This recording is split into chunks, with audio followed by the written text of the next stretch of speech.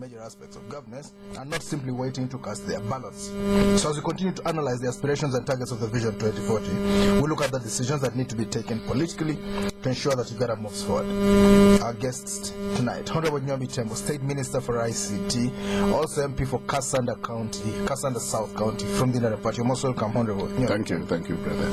We are also joined by Honorable Sam Amooti Otada, Kibanda County MP, also Uganda representative of the Pan-African Parliament and Chairman of Independent MPs in the 9th Parliament. You're most welcome, Honorable Otada. Thank you. Good evening, audience. Honorable Otada, what is your view of the Vision 2040? Thank you, Edmund. First of all, I would like to start from the point that the President raised, the appeal that the President made to the Ugandan population.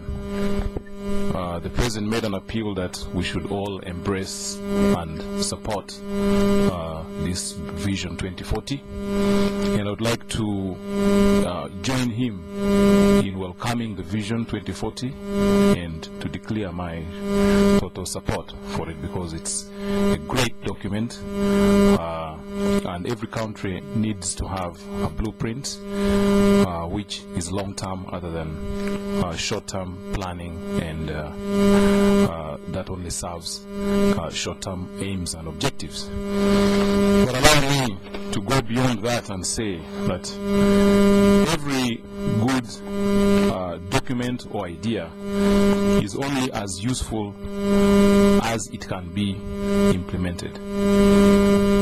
It's on record that Uganda, by far, has the best documents. Uganda has very good pieces of legislation, and in fact, a lot of countries look forward to benchmarking Uganda to copy best practices here, and they implement those good values that they pick from us, which is the exact opposite of what we do. We only make our good world contribution by designing good documents for the world to benefit from, and we do not benefit from it ourselves by far. Edmund, I want to draw your attention to the reasons government shifted from Vision 2025 rather, and now 2040. And I want to base my arguments or my deliberations on that and see if we can move forward with 2040.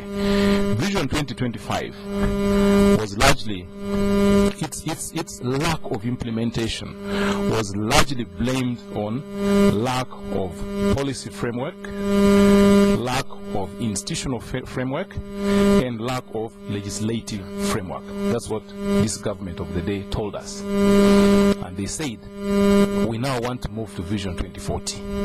The question is, and I think it's a fair question to ask, do we have these policies which are, do we have the policy network, framework in place, and institutional framework in place, and legislative? I'll start from the very basic, because you must have the basics first, and that's what you can work with to achieve other things going forward.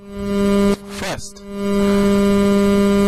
we must be able to define, do we have a state and a functioning state at that?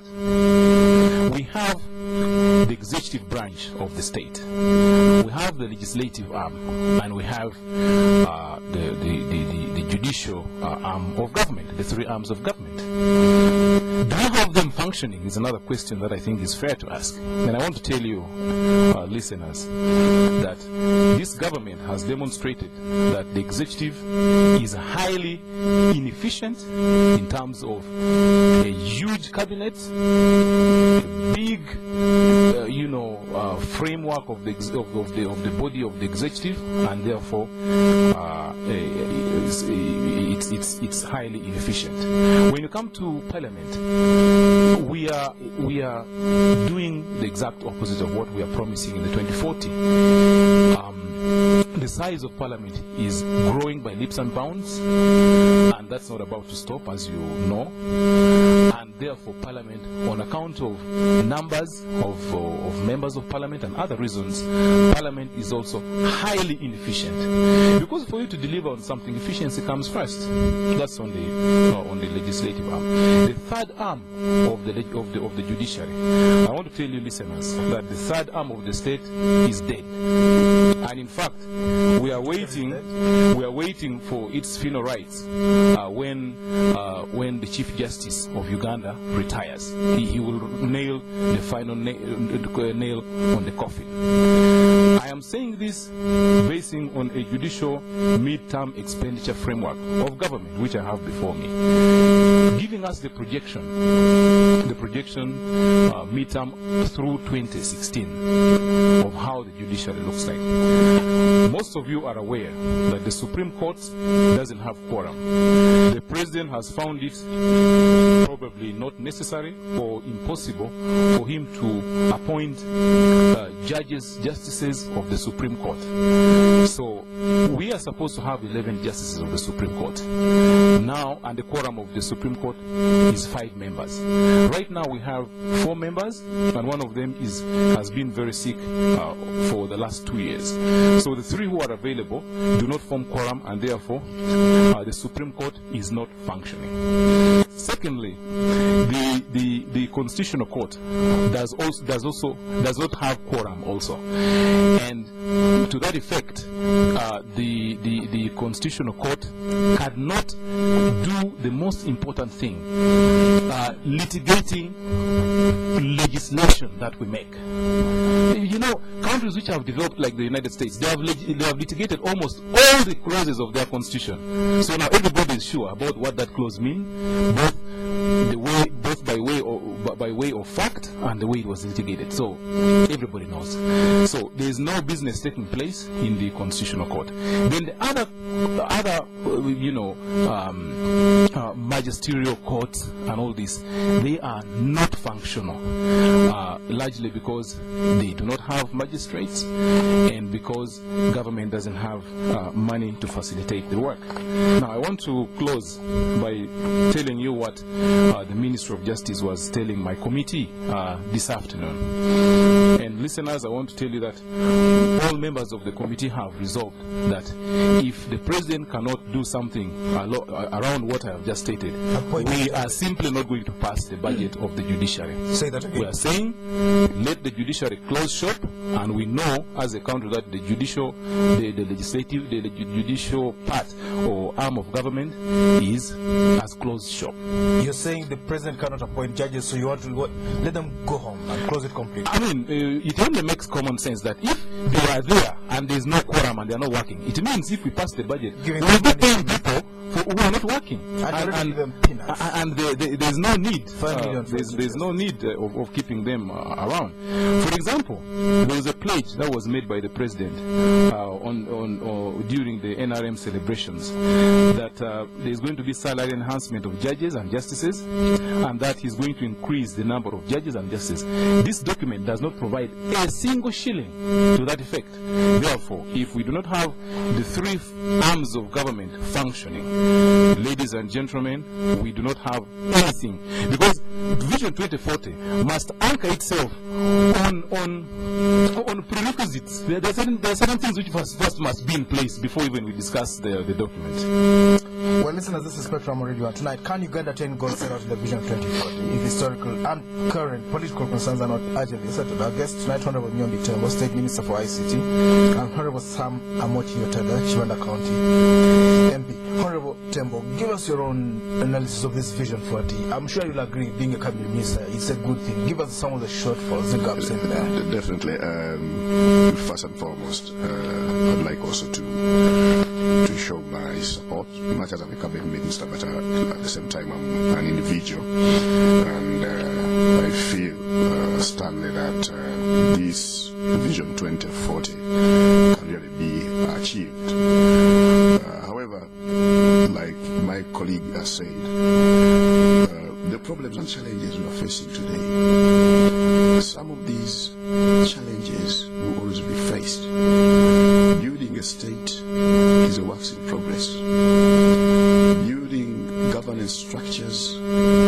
always works in progress. I don't know of any country except very few countries that have perfected their governance mechanisms. Every time you build these mechanisms, the new situations bring about new questions and challenges. When you look at our history, where we were some 26 years back, of course the situation has monumentally changed in the positive. Of course, that doesn't mean that we don't have challenges. That doesn't mean that we don't have problems. We still have problems.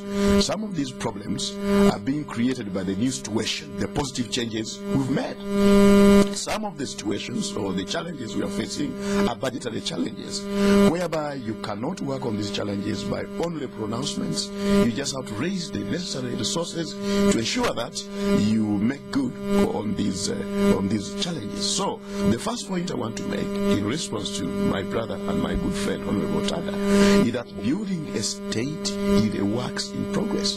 For example, he has dwelt much on the death of the so-called death of the judiciary. Not so called. There's many gaps. The judiciary is dying. I wouldn't buy that at all. Of course, the judiciary has challenges. Like we have challenges in education, the teachers. We don't have enough teachers. Like we have challenges in the medical workers. We don't have enough medical workers. Of course, I know the importance of the judiciary. But of course, I should point out that in order to assess where we are today, you must first indicate to us where we were yesterday. Appointment of judges, of course, I want to assure my good brother that filling some of these gaps is a tactical issue. The institutional, of course not, is a tactical issue. The institutional framework is there for the Supreme Court. Filling these posts is a tactical issue. It's not a strategic issue. The strategic issue is the institutional framework, which is already there. So the vacancies that are there, they will be filled. All of us have been complaining. We've been complaining about the corruption in the judiciary. Of course, appointing, for example, Chief Justice, appointing somebody to serve on the bench of the Supreme Court is not like appointing a Muluka Chief. I'm sorry for the Muluka Chiefs. I'm not demeaning Muluka Chiefs, but I mean in terms of capacity, in terms of searching, in terms of skills, in terms of integrity. Political inclination. You need really... Why would you even care about political inclination? You just need right people in the right places. They could have their own political inclinations. People are political animals. Of course, you wouldn't get anybody of that age that qualifies to be a judge who may not have political inclinations. But much as you may have your political inclination, you must be impartial. You must have the requisite skills and the competencies. You must have that. You must have that reflection of a good person who is trustworthy to the public. So the president, I think, should be allowed some time, especially when he is critically handling some of these very, very important positions. How much time should we give him? 10 years to appoint judges? Or definitely, I know. I want to remind you that the president actually is abrogating the constitution. I know my president, because the president is under obligation by command of the constitution to appoint judges. I told you that appointing judges, especially filling vacant positions, is a tactical matter that will be sorted out. And of course, you shouldn't really burn your very, very useful brains on this matter that you won't pass the budget. I'm sure by the time you need to pass this budget, already most of these positions would have been filled. So definitely, that's a tactical matter. That will be most welcome. The institutional framework is there. We will continue to go on. Secondly, my brother has put up a very, very good point that Uganda always has some of the best documents. And again, maybe we'll talk about that another time. No, I'm still going on because that's a point that's been, gainsaid many times. Let's talk about that. No, we have because the contradiction is after saying that we have the best documents, again we went on to say that we have an inefficient executive. Look at the end. But who produced these documents? Producing documents, having a vision, is a strategic issue. It's a mandate of the people at the strategic apex. That's the executive. The executive, that's the strategic apex of the executive, the cabinet, the presidency. But implementation, when it comes to implementation, which is the most important. It's everybody. Do you get me? So the problem here is not the executive. You said it, because when it comes to implementations, all of us, the mindsets of the people is a very, very important. Of course, there's no blue button which you can press to change people's mindsets in a decade or in 2 decades. This takes some time. Everybody must come on board. And what we are saying, we've been thinking, producing these very good documents in good faith. But when it comes to implementation, our people, everybody, members of parliament, my friend, you in the private sector, the civil society, our peasants, everybody has to be on board to turn these good documents into deliverables. But we have a problem there. And of course, we won't break the social formation as it is today. We won't cut it into pieces to achieve what we want to achieve. It's a work in progress. Can Vision 2040 be achieved with the current levels of corruption? Of course, corruption must be fought. If you have corruption, definitely we don't even achieve what you're supposed to achieve tomorrow. We must fight corruption with all the resources we have. And I've told you, works in progress. The institutional framework has been put in place. I think all of us agree on that. The institutional framework is there. The political will, I've been reading a document today in the media where some circles in the Western world, as usual, they've been saying that there's no political will. I don't know even how they measure the political will, because fighting corruption is not a mandate of the executive. Fighting corruption is an institutional matter. We have institutions, the CID, we have the IGG, we have Parliament, which is doing very well. You have the judiciary, which is fully instituted. The judiciary, the anti-corruption court, I think, is doing miracles. When you look in the region, the East African region, I don't know whether we have an anti-corruption framework equal to what we have in Uganda. And we're starting with the roots, tackling the small fish. The big fish will fall in play. We have to go for a break. This is Spectrum on Radio 1. We'll be back to stay tuned. Can I give you statistics? Supreme Court.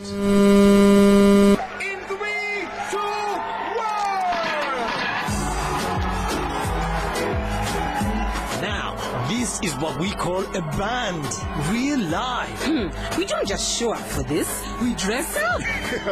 We come to the front and join in. And when we don't know the words, we'll make our own words. The entertainment law of the Bell Nation states that music must go live to the people so that they can share the moment with friends and of course a crisp cold bell anytime. So what are you all waiting for? Welcome to the Bell Nation! Excessive consumption of alcohol is harmful to your health. Strictly not for sale to persons under 18 years. Please drink responsibly. Excuse me, what is this 300 shillings on my bill for? That is for the tinted candle, madam. And this 100 shillings? That is for the air conditioning. And this 200 shillings? For the blue walls, ma'am. I can't believe this!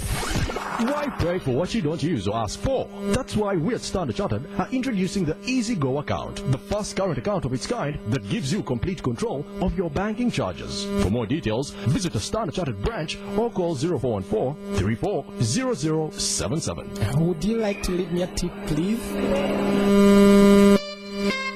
Legitimate whiskey is different. I am proud that we can now enjoy quality and taste. And style too. I have not felt so original with the liveliness I get each morning after I enjoy legitimate whiskey. Everything seems to be going my way. This is a worthy discovery. Legitimate whiskey is blended from carefully selected Scotch malt, giving it a golden amber appearance with a silky smooth and soothing taste for lasting satisfaction. Legitimate whiskey, a masterfully crafted blend, expertly blended, lighter and styled whiskey. Please enjoy responsibly.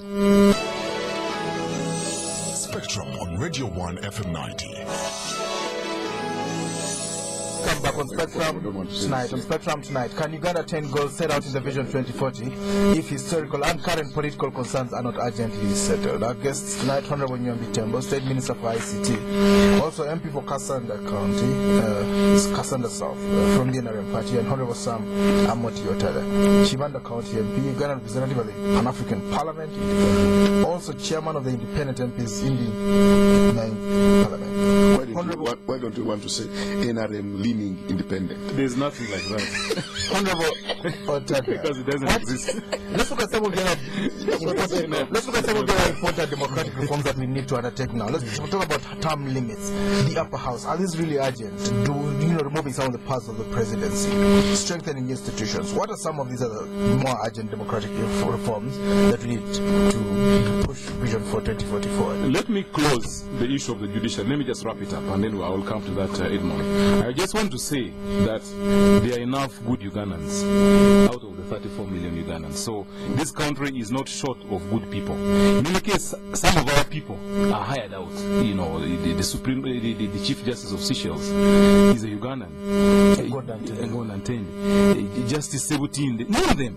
And they are a bunch of very good Ugandans. So for the president not to appoint people to the bench, he is his own enemy. That one I want to say it. He's doing that. That one should have been within the next 5 years. I won't give any time. I would want to see a situation. I would want to see a situation where all the people in the three arms of the state, I want to see a situation where all of us are given equal treatment, especially in terms of pay. There's a big mismatch between how much members of the executive and the judiciary earn and parliament. Finally, I want to say that for us to implement this vision 2040, we must look at the judiciary as a matter of national security, because there are some people who went to the bush in the 80s because they did not believe that justice could be dispensed on their case. And therefore, if we let the judiciary die, I believe that slowly but surely we will be leaving Ugandans with very little hope, but maybe to think about other options. I want to warn on that. Replaying what happened in 1981. Now, going to the gist of the Vision 2040, you see, again, I said it before and I'm just going to repeat myself, that there are certain things that must be in place. Law and order, first, must be in place. Secondly, there must be money. All this Vision 2040 thing that we are writing about is about money, my brother, Honorable Minister. Sure. Oil is coming. And if our money is being stolen, we are badly managing the country and donors are withdrawing aid. We are badly managing the economy and businessmen are not capable of paying proper taxes, and Kajina is struggling to collect taxes, and money therefore is not there. Forget it. Forget Vision 2040. So this endemic corruption is the first undoing of this very good plan. That I can tell you. Many people have said, I'm not saying a new thing. Corruption should be false. There's no question about that. We need by angels from heaven. But no, what I don't need rhetoric. Is fighting corruption. Let's see from Honorable Otada. This document talks about a healthy population. Do we have health centers? Do we have doctors? Do we have a healthy population? Your guess is as good as mine. We should have quality education for human resource for Ugandans to achieve 2040. Do we have that? We must invest in areas where the majority of our people are predominantly occupying themselves. Agriculture, that is. Are we doing that? We are not. So, certain things have to be in place. And I could go on and on and on. Certain things have to be in place. But all these things are actually not in place. That's the focus of the Vision 2040. In fact, the question you are answering, when you look at the first chapters of this Vision 2040, they first identified those fundamental, the factor that lock up the potential of Uganda. Have we just realized them? No. We're talking about them as if they are new things. You've known them, but you must know how our economy has been transiting in terms of management. From 1986, we started with the economic reform program, what I would call restoration, basic minimum economic programs, economic reform program. From economic reform program, we went to structural adjustments, like the name suggests. You are trying to adjust. Those are basic restoration or restorative basic economic programs. From there, we started attacking poverty, basic poverty, through the Poverty Eradication Action Plan, PEAP. Now, after those three, we believe we have created a strong foundation. Have we been successful in those three? Now, we are talking of the opportunities that we have realized through the transition for the last 15 years and the fundamentals we must handle. Those are the two basic pillars of this vision. The opportunities that we have, oil and gas, a sector which you are handling through secrets, oil and gas. No, you've just passed the law. Well, there's a lot of I don't think there will be any secrets in handling oil matters. The law is very, very transparent. In fact, I've never seen a transparent oil law like we have in Uganda. I've tried to read quite a number of them in Africa and other countries, and I think the most transparent. By the way, the fear I have that it can cause even stagnation, it can cause indecisiveness, and you end up not doing anything. No, there's nothing that's the problem I have. So the president has all the say in the oil sector. You know it under clause 9 of the law. Clause 9 it's not the president. That's the minister. The minister is the authority. The authority. The minister is the shared responsibility. In fact, when I hear people talking of the presidential powers, that presidential powers should be reduced, where are the powers? Where are the powers in this country? Everything the president has here, shared responsibility with the legislature, shared responsibility with other institutions. The president writes a letter to the Minister of Finance to give him these 5 million shillings each. Those are the powers he has, sir. That was a suggestion. That was a suggestion. And you know, the appropriation of funds is not the job of the president, but he does it. That's how powerful he is. The parliament doesn't appropriate funds which have been being suggested by the executive. You don't originate appropriation. Appropriation is originated by the executive. I am talking about 1.1 billion recently, which was given to some of the political reforms that would be needed, democratic term limits. Some people have the Uganda Vision 24 talks about an upper house. Let me tell you one thing. Are those important things? I have no problem with term limits, personally. I don't have any problem with term limits. Now you don't have a problem. Really, I've been saying this time and again. Things change. 2005. 2005? Yes. You have problems with term limit. Right now you don't have. No. I have never had problem with term limits. Because I know most of these European countries don't have term limits. I don't think that is a problem. Of course, Vision 2040 suggests some reforms, which I support totally. A bicameral parliament, I support it because really. What value would it add? It will add value because there will be some sharing of responsibilities. You will find that the upper house will be smaller and probably will have more experienced people. And usually the executive, like you see in America, you may want to test whether you go to the House of Representatives, you go to the Senate, and sometimes the Senate may understand the issue faster than so you pass there and you get the legislation and you move on, and it reduces even on the political pressure of these because whatever we say, this politics, it's politics, and with these countries of 60 plus ethnicity groupings, I think that was the reasoning in Kenya why they wanted to have that bicameral parliament. I don't think they had any other reason. Incidentally, in the Odoki Commission gave the National Council. Maybe they were talking about this thing. So that's what I support. So you see the things we talk about and we do not implement because this was 1995. National Council of State, 1995. It was rejected. It was rejected. I think the times change. Times change, and it's only storms that don't change. When you don't change with the times, today I fully support a bicameral parliament. Let's talk about a weaker presidency. Do we need a weaker presidency, or do we still need an imperial? A weaker presidency that would be disaster. We must continue to have. The president in Kenya is not a weaker president, my friend. We must continue to have an executive president. who should be the commander-in-chief. Voted by one man, one vote. Voted by one man, one vote. The arrangement in Uganda, the formulation in Uganda, I don't have any problem. I don't have any problem with it. The president doesn't appoint judges alone. He appoints judges recommended by the Judicial Service Commission. They can't fill the parliament has to approve these judges. Right. There's no problem with that. Academic thing, some people would say. Doing it stronger institutions. Of course. Of course. Some people think most of these institutions are weakened by paralleling them with the desks in State House. You have a desk for this, desk for that in State House. You have a desk for you. Ministries. Let me tell you, the presidency. It's a world government. You just think about presidency in all countries. Go to America, because people here, when you don't talk about America, they think that you haven't said anything. You find ADs handling specific sectors in the presence of in the White House. Foreign affairs, security. You find handling agriculture advisors. They are always. The presidency has to be supported. Let's hear from Honorable Otada about so there's no problem with that. What kind of democratic reforms do you think we need? Term limits, upper house. Let's run through the list again. Weaker presidency, stronger institutions. First, I have been a strong advocate of term limits, and I want to say it again that it was a mistake that term limits were removed from the Constitution.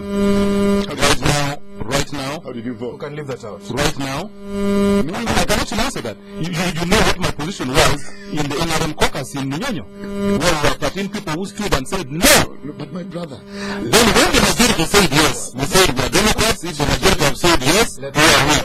My position. And right now, very true. And even in this law, my position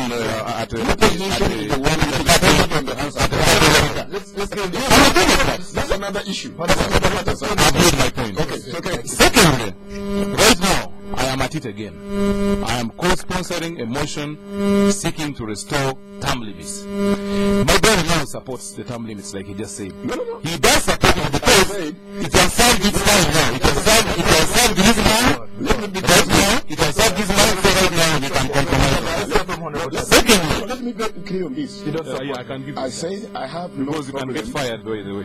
No, not firing. No job security. I have no problem with the issues with the term limits. The construction we have today, the constitutional construction we have today, to me, is okay.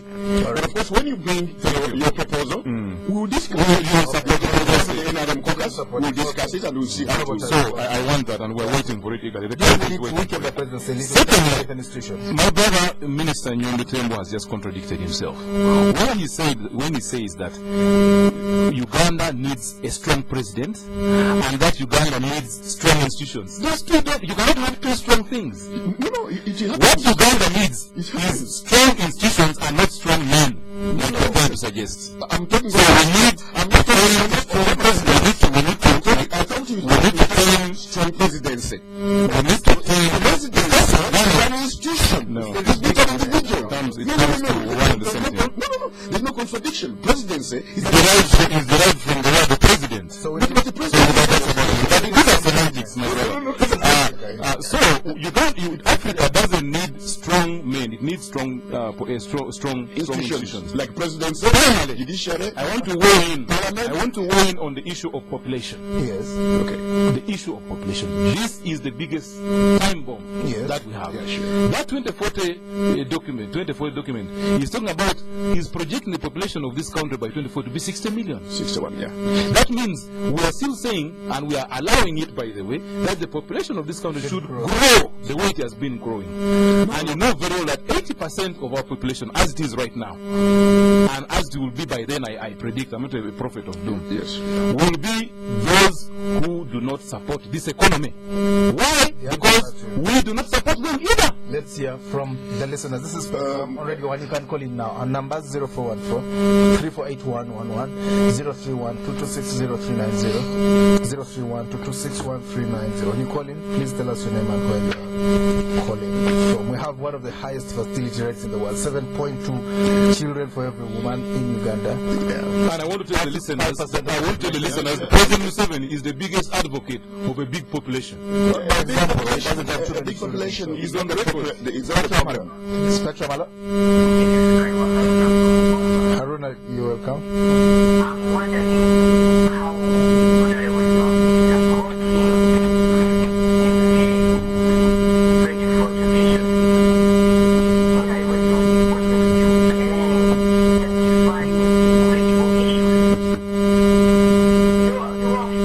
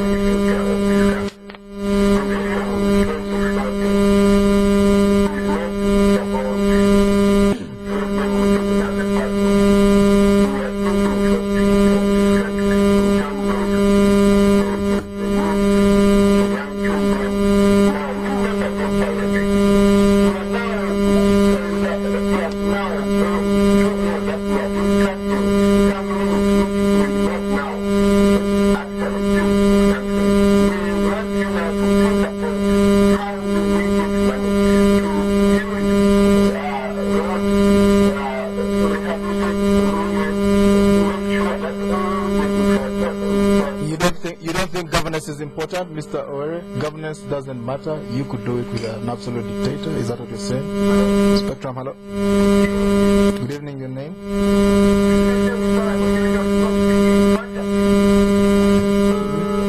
You didn't give us his name. Something about fantasy. Spectrum, hello. Yes, your name? Very well, your name? Ben, yes?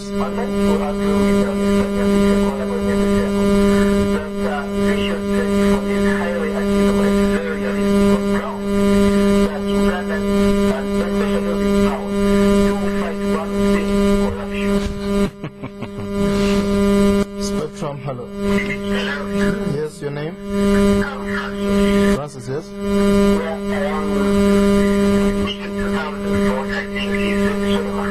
Yes, ma'am.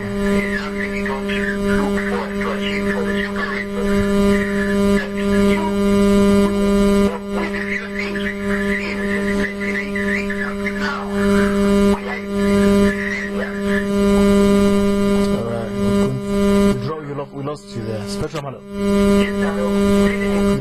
Good evening, my friend. Your name? Yes, Mansour.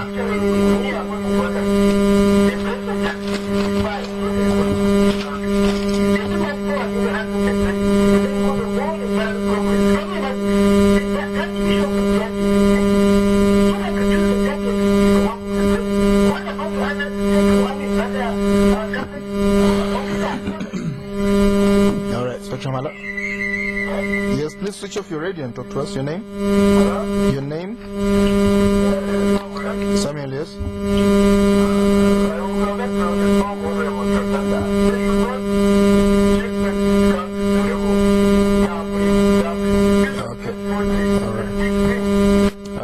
Get back to this. But Vision 2040 talks about term limits itself. Go. Sorry about that. Oh, yes. Well, I would like to inform callers, and first of all, thank them for calling, that Vision 2040 envisages term limits. So you're actually contradicting yourselves when you call and criticize me on something which the vision itself is advocating for. And I'm simply, I was already ahead of the vision because I advocated for it before. I want to advise Mr. Owere. I always hear him call this station and like almost on a daily basis. I would like to presume that he's a young man or a fairly young man. And I want to invite him that from now on, pick your pen and begin and prepare a scorecard. As a young person, 2040 is not a long time. I am sure by the end of the day, you will answer yourself with the facts that I'm telling you. I don't want to argue with you on that one. The issue that you are raising, that MPs should focus on how to raise money. Mr. Owere, money is being stolen in this country. And some of us are actually working around the clock to say, please do not let this theft go by the way it is with impunity. So the Vision 2040, which you, Mr. Owere, you say you support, will not take place if all the money is stolen like the way you're seeing the trend. Anti-corruption measures. You'll have your chance. You'll have your chance to speak. I want to agree. I want to advise Emma that please do not rely on human beings. Rely on strong institutions. You are saying time limits don't matter. We should please overcome that nostalgia and get back to reality and know that Vision 2040 itself is saying we must have term limits, and that will ensure good governance, which is a prerequisite for us to achieve this vision. Honorable Nyombi, Tembo. Sure, I'll start with the two issues, the points which my brother raised. It's all about money. Sure, it's all about money. We must fight corruption. Sure, we must fight corruption. Fighting corruption, like I said earlier, is a work in progress. You know the so-called Asian tigers, all of them have transisted to 7-digit per capita incomes when they have corruption. They are still fighting it. So it's not a bad thing? No, it's very, very bad. But we cannot say, let's not do anything else until when we have solved corruption. Continue fighting corruption, but also continue doing something. I mean, you must do the two together. The issue of population, yes, a big population can be a problem, but of course we should also know that there is what we call the demographic dividend. The demographic dividend is seeing countries like Indonesia, Brazil, Argentina achieving what powered population, yes, not a large poor population. Tembo, my brother. I'm telling you that yes, it has problems, but also it has who rely on the state. It won't be jiggerized. Most of our population now are going to school. Of course, they are going to schools. UPE schools, yes, and they are doing a very big difference. They can spell their name. They are doing a very big difference. And that's the literacy level has increased from 58% to 83% in the last 15 years. This has never happened.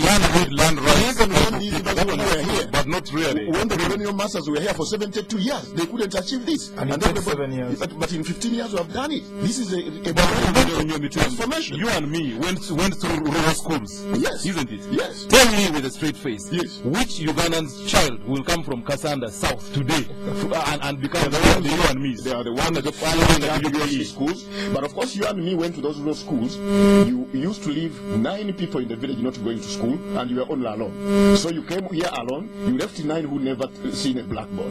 I don't know how you measure that. But the quality were there for you alone, and the 9 didn't have any quality to talk about. So what you are doing right now is you are teaching a basic population who should only know how to read and write. That is all. Universal access first, then quality. If you can do both, if you have resources to do them both, you rather not do it. Optimization. You rather not do it. In terms of optimization, what you are talking about access like distributing service. Let me tell you one thing. People see, I have one product, but I want every a body. No, you have something. You have success stories. In India, people used to talk of poor quality education in India when they went for universal access. But today, India is one of the most educated countries because strategically what they did, take everybody to school first, then fight quality when everybody is there.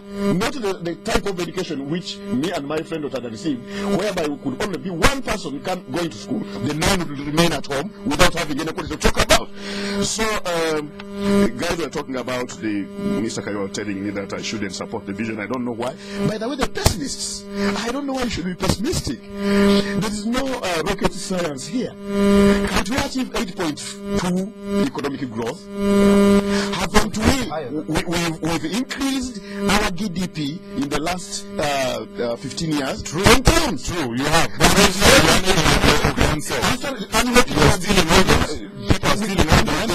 We can do this. Let's look at some figures. $17 billion economy. Yes. We're talking about $200 billion. The money we expect from oil is... No, 480 billion. The gross amount we expect to spend under these two. You talk about multiplier. Those figures you're talking about. Those figures you're talking about. Yes. MPs have not done one job. We say we are running a country with a 13 trillion budget, isn't it? But we have never paid much attention to go in depth and find out, did this money actually get released? Is the money there? If the money is only there, in big and what do you do in Parliament? We appropriate the money, we monitor the budget performance. And what is the budget performance? The budget we have 50-60%. We have never achieved 100%. So that money is not there. Okay, we have to do that. Honorable Nyombi Tembo, thank you for coming to Spectrum. State Minister for ICT, also from Kasanda South. Honorable Amooti Otada, Kibanda County MP, Uganda representative of the Pan-African Parliament, and Chairman of Independent MPs in the 9th Parliament. Thank you for tuning in. I've been your host, Edmund. Spectrum will be back tomorrow. Come out, wherever you are, from the rolling hills to the valley's end. Follow me, pretty girl.